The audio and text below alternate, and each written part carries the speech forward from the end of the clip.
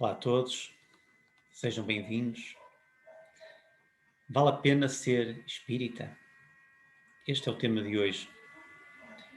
Tentarei fazer uma reflexão acerca do que é ser espírita, o porquê, qual o objetivo da doutrina espírita e qual o seu impacto na minha vida e que pode ter na vida de cada um. Não irei falar das minhas escolhas e dos aparentes acasos que me levaram a encontrar o espiritismo, mas é certo que o livre-arbítrio que Deus me deu e dá a cada um de nós me conduziu até ao ponto em que, plenamente convencido de que esta doutrina é o Consolador prometido por Jesus, me disponho a servir.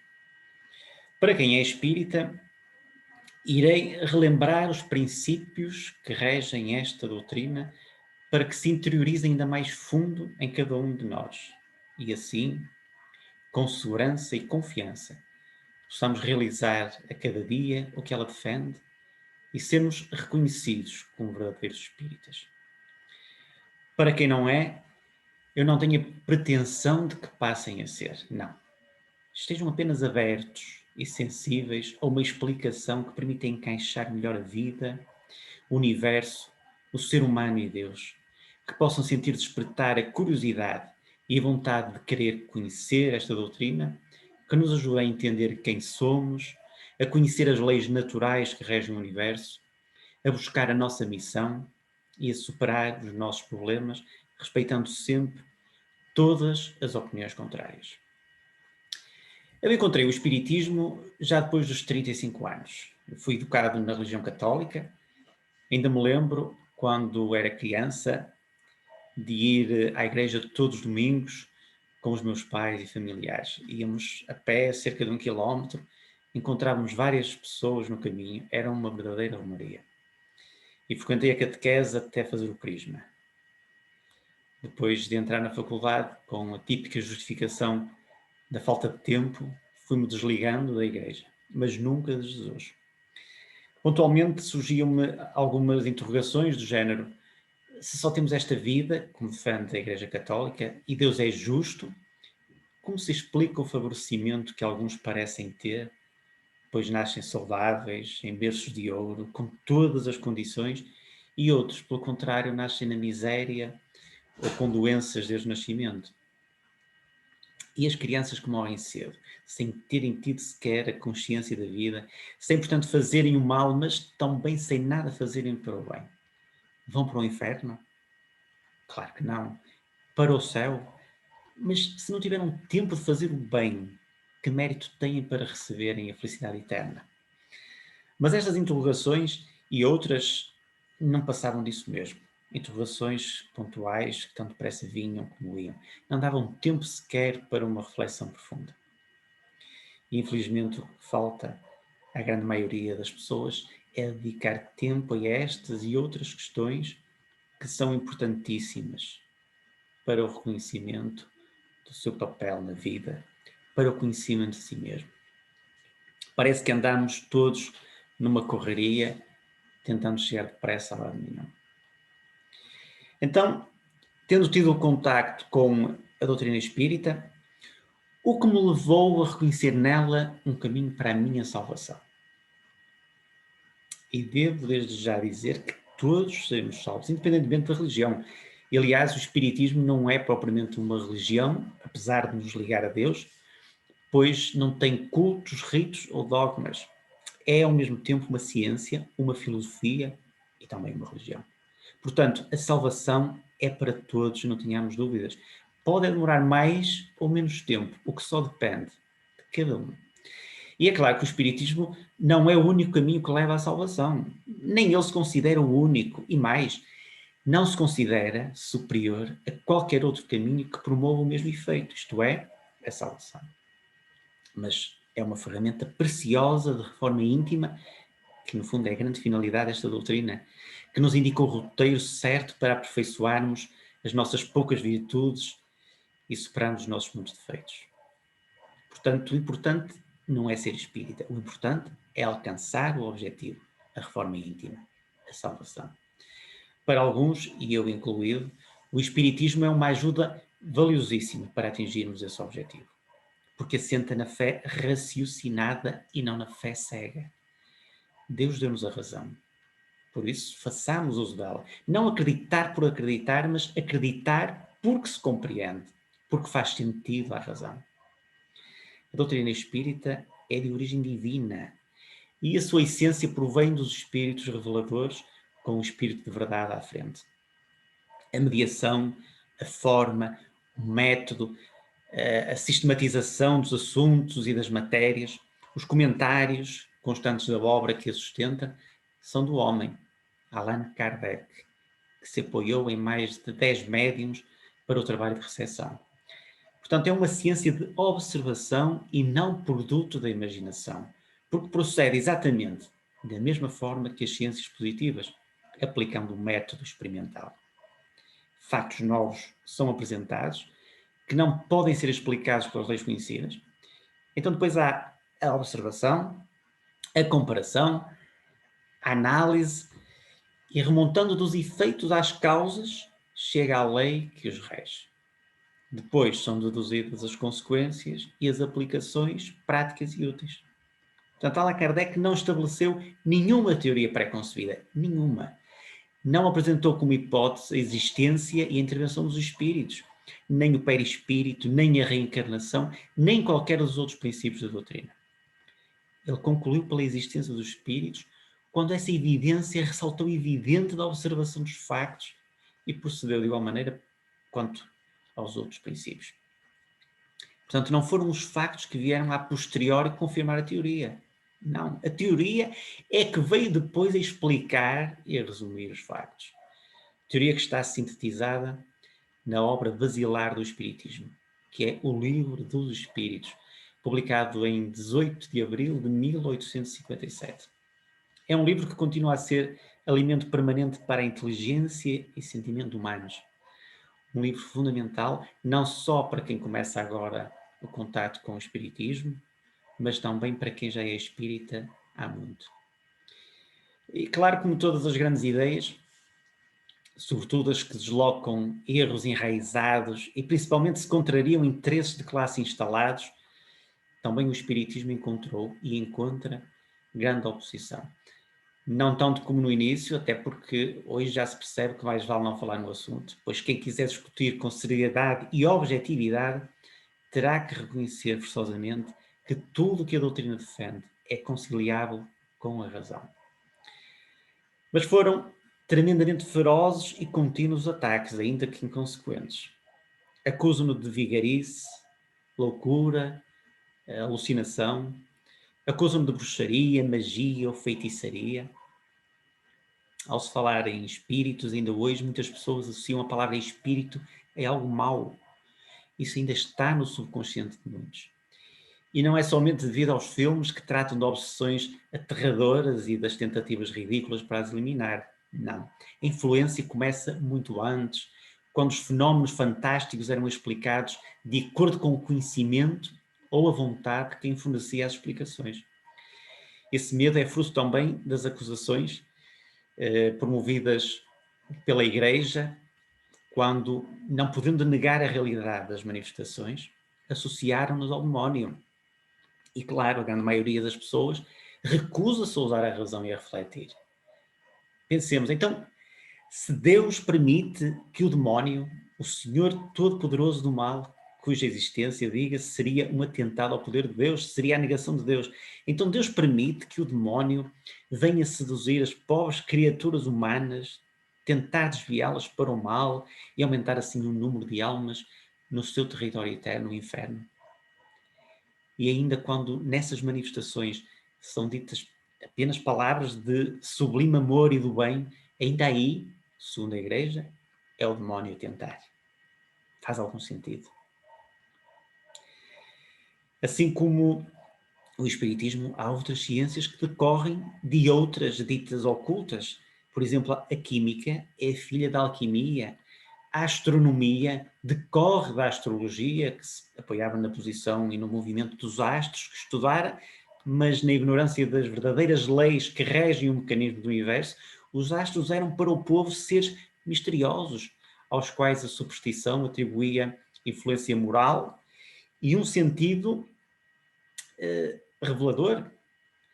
Quando os cientistas Galileu, Newton, Kepler tornaram conhecidas essas leis, quando o telescópio mergulhou nas profundezas do espaço, os planetas apareceram como simples mundos semelhantes ao nosso e todo o castelo maravilhoso desmoronou.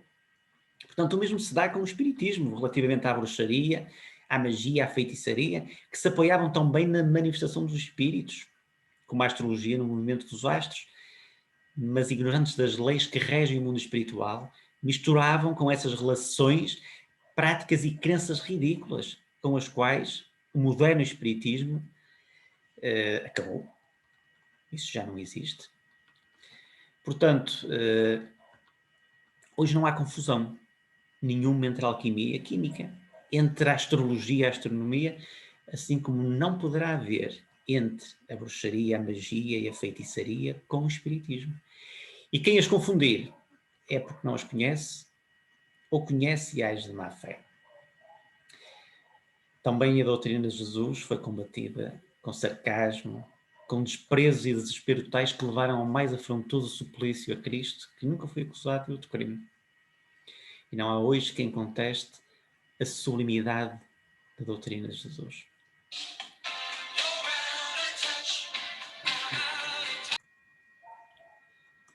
Portanto, devemos duvidar não para desprezar, mas para examinar, observar e experimentar. Devemos investir tempo na espiritualidade, conhecer o que é eterno, sem descuidar, obviamente, do que é passageiro, mas útil ao objetivo. A doutrina espírita tem como base Jesus. Allan Kardec, na questão 625 do Livro dos Espíritos, perguntou: qual é o tipo mais perfeito que Deus ofereceu ao homem para lhe servir de guia e modelo? Resposta: Jesus. Allan Kardec comenta logo depois que Jesus é para o homem o exemplo da perfeição moral a que pode pretender a humanidade na Terra. Mas então, será preciso acrescentar mais ao que Jesus disse? Ora, em primeiro lugar, Jesus não disse tudo e muito do que disse foi por parábolas, pois as pessoas daquele tempo ainda não estavam preparadas para compreender todas as verdades. E é o próprio Jesus quem diz isso mesmo no Evangelho de João. Muitas outras verdades tinha a ensinar-vos, porém não é oportuno. Portanto, Jesus deixou de ensinar o que excedia a capacidade humana do seu tempo. Era necessário progresso. E não houve tempo como o século XIX para o progresso imenso nas mais diversas áreas. A terceira revelação, que é a doutrina espírita, veio tornar a verdade inteligível para todos os que a quiserem procurar. E veio, no tempo devido, conciliável com a razão e a consciência humana. Assim como a criança não se dá a educação do adulto, o homem também vai progredindo e recebendo as revelações à medida que aumenta a capacidade de as compreender.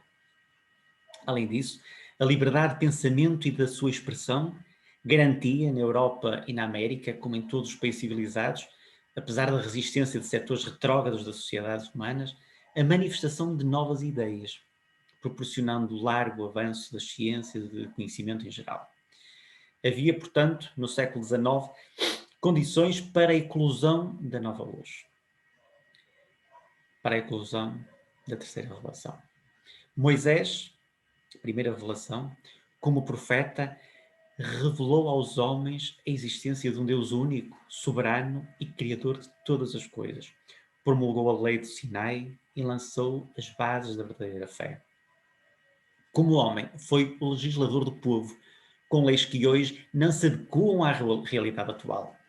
Jesus, tomando da lei antiga o que é eterno e divino e rejeitando tudo o que era transitório, puramente disciplinar e de concepção humana, acrescentou a revelação da vida futura de que Moisés não falara, assim como a das penas e recompensas que aguardam o homem depois da morte. Jesus considera Deus sob um ponto de vista inteiramente novo. Já não é Deus cruel e implacável, o Deus terrível, ciumento e vingativo de Moisés, mas um Deus clemente, soberanamente justo e bom, cheio de mansidão e misericórdia, que perdoa o pecador arrependido e dá a cada um segundo as suas obras. Enfim, o Deus que quer ser amado e não temido. Recorrendo novamente ao Livro dos Espíritos, em resposta à questão 628, porque é que a verdade não esteve sempre ao alcance de todos? E os espíritos superiores dizem: é necessário que cada coisa venha a seu tempo. A verdade é como a luz. É preciso que nos habituemos a ela pouco a pouco, pois de outra maneira nos ofuscaria. Portanto, o Espiritismo é a concretização da promessa de Jesus feita aos apóstolos por ocasião da última ceia, em que Jesus disse: se me amais, guardai os meus mandamentos. E eu rogarei ao Pai, e Ele vos enviará outro Consolador, a fim de que fique eternamente convosco. O Espírito de verdade, que o mundo não pode receber porque não o vê e absolutamente não o conhece. Mas quanto a vós, conhecê-lo-eis, porque ficará convosco e estará em vós. Porém, o Consolador, que é o Espírito Santo, que o meu Pai enviará em meu nome, vos ensinará todas as coisas e vos fará recordar tudo o que vos tenho dito. João 14, 15, 17 e 26. Portanto, quem estudar a doutrina espírita reconhecerá, sem dúvida, que ela é o Consolador prometido. Mas para além do que ficou por dizer, temos que refletir se tudo o que foi dito, não só por Jesus, mas tudo o que vem escrito na Bíblia, foi bem interpretado. E para além da questão da interpretação, há ainda o problema das traduções e cópias dos textos do Antigo e Novo Testamento, em que se fazia acréscimos, corrigia-se trechos de versões anteriores por equívoco ou má fé, tornando os textos aos quais temos acesso nos dias de hoje bastante modificados dos originais. Allan Kardec, no seu livro A Gênese, capítulo 26 e 45, comenta sobre os ensinos de Jesus trazidos pela Bíblia. Diz ele: terão suas palavras chegado até nós, livres de toda a ganga e de falsas interpretações? É de duvidar-se, visto que ele nada escreveu, que elas só foram registadas após a sua morte, que o mesmo discurso evangelista exarou em termos diferentes. Além disso, é provável que o texto tenha sofrido modificações em traduções sucessivas. E há imensas passagens na Bíblia que a ciência já demonstrou que não puderam existir da maneira relatada. O dilúvio, por exemplo. A ciência encontrou provas de fortes inundações parciais no delta dos rios Tigre e Eufrates, onde viviam os ascendentes do povo hebreu. O dilúvio está presente em lendas de outras religiões, como o dilúvio babilónico ou o dilúvio de Deucalião. Outra passagem que mostra bem o risco da interpretação literal é esta, no livro de Gênesis, capítulo 4, e diz assim: e coabitou Caim com sua mulher. Ela concebeu e deu à luz Enoque. Caim edificou uma cidade e lhe chamou Enoque, o nome do seu filho. Mas como é que é possível se Caim era filho sobrevivente de Adão e Eva, as únicas criaturas da Terra? Mas então a Bíblia está enganada? Diz também Allan Kardec, no livro Gênesis, capítulo 4. A Bíblia contém, evidentemente, factos que a razão desenvolvida pela ciência não poderia hoje aceitar, e outros que parecem estranhos e repugnam, porque se prendem a costumes que não são mais os nossos. Mas reconhece que ela encerra grandes e belas coisas. A alegoria nela tem um lugar considerável e sob esse véu esconde verdades sublimes. Portanto, os homens, cada vez mais esclarecidos, à medida que novos factos e novas leis se forem revelando, saberão separar a realidade dos sistemas utópicos. As ciências tornam conhecidas algumas leis, o espiritismo revela outras. Todas são indispensáveis à interpretação inteligente de todos os textos sagrados, das mais diversas religiões. O espiritismo, como já disse, tem como base Jesus e parte das palavras de Jesus. À ideia vaga da vida futura, o espiritismo acrescenta a revelação da existência do mundo invisível, formado de seres incorpóreos que povoam o espaço e que nada mais são do que as almas dos que viveram na Terra ou noutros planetas, onde deixaram os seus invólucros materiais. São esses seres que se deram o nome de espíritos, e eles é que disseram que eram espíritos. Estes seres que nos rodeiam incessantemente exercem sobre os homens uma grande influência e desempenham um papel muito ativo no mundo moral e até certo ponto no mundo físico. Portanto, o espiritismo desvenda-nos o mundo dos invisíveis, como o microscópio nos desvendou o mundo dos infinitamente pequenos, cuja existência nem suspeitávamos. Pelas relações que podemos estabelecer com os que morreram, temos a prova material da existência e da individualidade da alma. E não vale a pena contestar o facto. Ele está, por demais, confirmado e continua a sê-lo diariamente. Não faltam livros para o estudo da doutrina e médiuns para o estudo das suas obras. E só não verificará quem não quiser. E aos que julgam ridículo o estudo da doutrina espírita, digo simplesmente, a doutrina é coisa muito distinta das evocações. Tanto que um espírita convencido pode nunca ter assistido a uma sessão espírita. E esta doutrina não é coisa desprezível, porque grandes vultos dos mais variados ramos lhe prestaram e prestam a mais completa ação. O Espiritismo define os laços que unem a alma ao corpo com o estudo das propriedades do perispírito e levanta o véu que ocultava aos homens os mistérios do nascimento e da morte. Mostra-nos de onde vimos, para onde vamos e por que estamos na Terra, porque sofremos temporariamente, ajudando-nos a ver a justiça de Deus em toda a parte.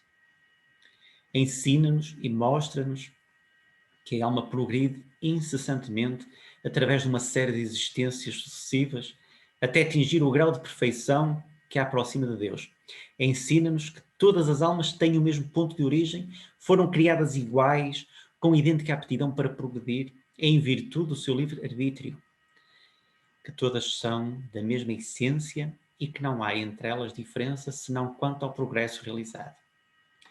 E que todas têm o mesmo destino e alcançarão a mesma meta, mais ou menos rapidamente, pelo trabalho e boa vontade. Portanto, com o Espiritismo, sabemos que Deus não criou nenhuma alma privilegiada e dispensada do trabalho imposto às outras para progredirem.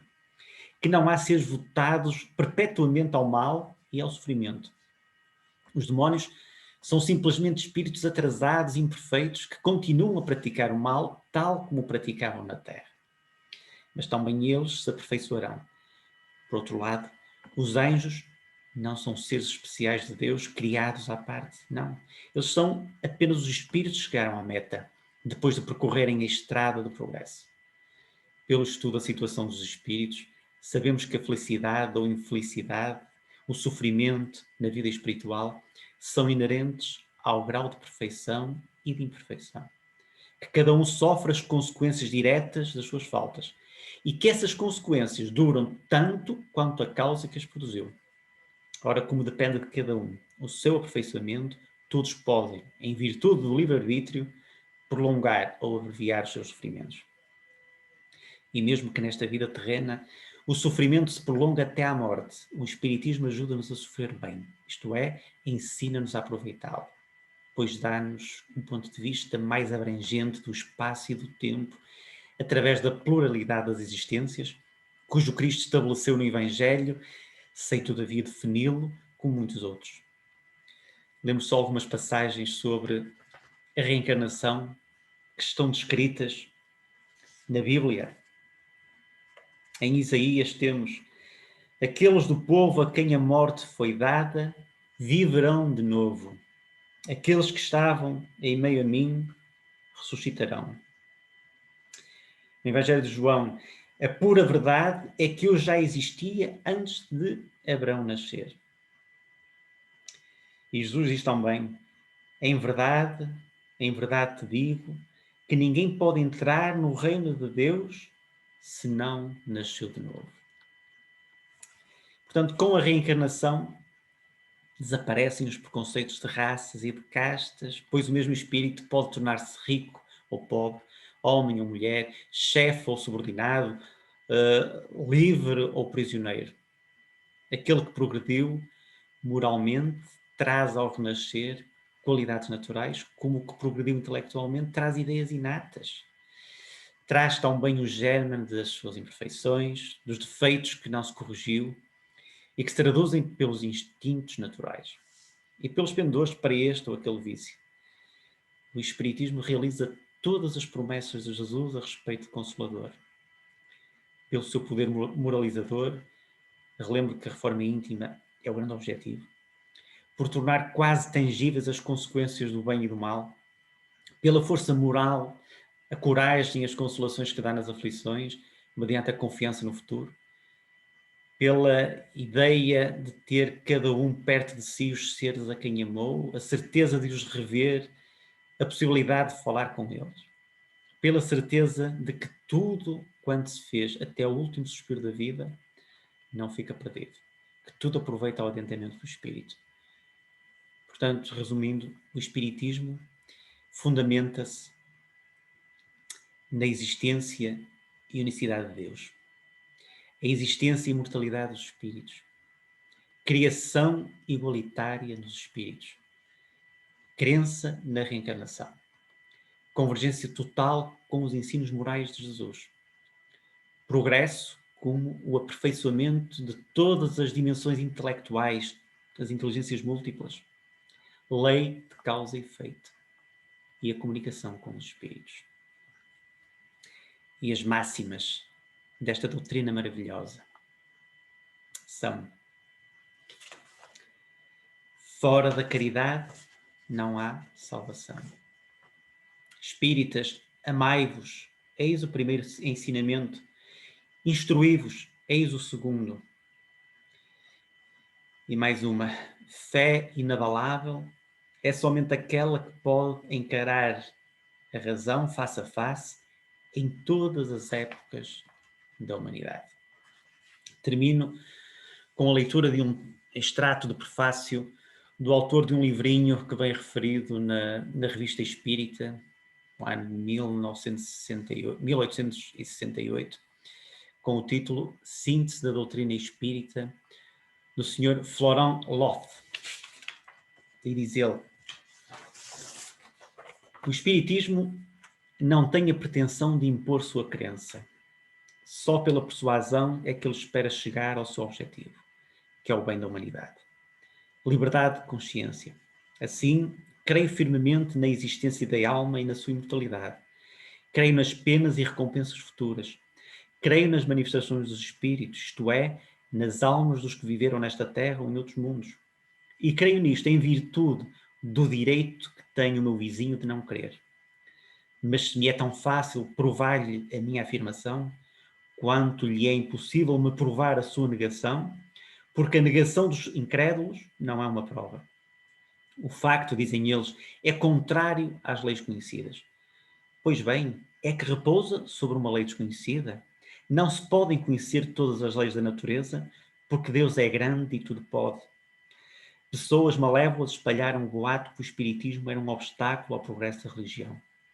Essas pessoas, mais ignorantes que o ensino dos espíritos, é muito cristão, que se apoia na imortalidade da alma, nas penas e recompensas futuras, na justiça de Deus e na moral do Cristo. Obrigado pela vossa atenção. Até à próxima.